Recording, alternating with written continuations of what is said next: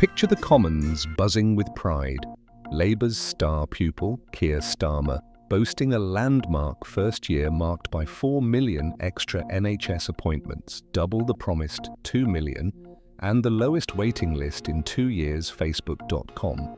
He rightly thanked NHS staff across England and Wales and launched a 10-year health plan to build an NHS fit for the future.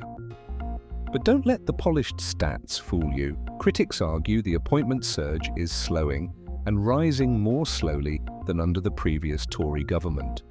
The Institute for Fiscal Studies warns free school meals may help fewer kids than claimed, as many already benefit. Meanwhile, Starmer's sweeping reforms like abolishing NHS England and digital NHS hubs are ambitious, but are they tangible or just aspirational? It's cheers for progress, but whispers of caution too. Was it delivery or just spin? So, 4 million extra appointments, more free meals, and a 10-year NHS vision. But beneath the applause, slower growth, miscounted benefits, and promises delivered that might still be half-baked. And I want to begin by thanking our dedicated NHS staff for their service. And in that 77th year, I'm proud that this Labour government has delivered 4 million extra appointments, 1,700 more GPs, and the lowest waiting list for 2 years. Mr. Speaker, the Labour Party is proud to have been the party that created the NHS, and tomorrow we're announcing our 10-year health plan to build an NHS fit for the future so that in many years and decades to come, we can still proudly celebrate the anniversary of the NHS. Mr. Speaker, may I also wish England and Wales the best of luck in the Women's Euros. And, of course, congratulate England's under-21s on retaining the Euros. Mr. Speaker, this morning I had meetings with ministerial colleagues and others. In addition to my duties in this House, I shall have further such meetings later today. Thank you, Mr. Speaker.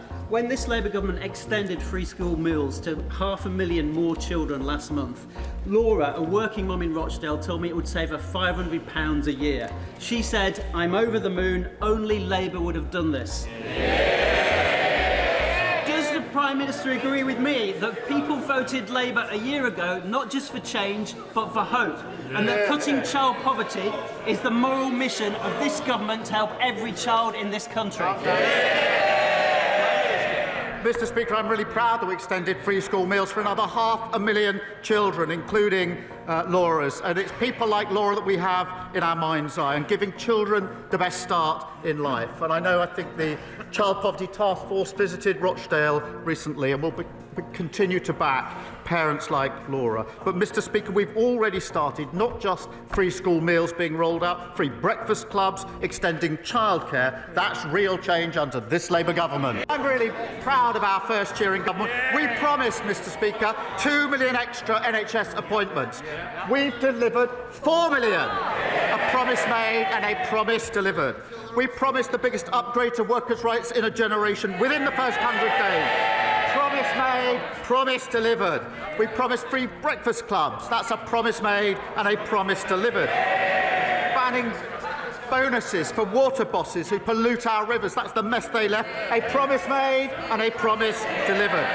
Creating GB Energy. A promise made and a promise delivered. The largest increase in defence spending since the last Labour government. A promise made and a promise delivered. And putting more money in the pockets of working people, particularly the 3 million who are the lowest paid through the national minimum wage. A promise made and a promise delivered. We're only getting started. What do you think? Is Starmer fixing the NHS for good or just papering over the cracks?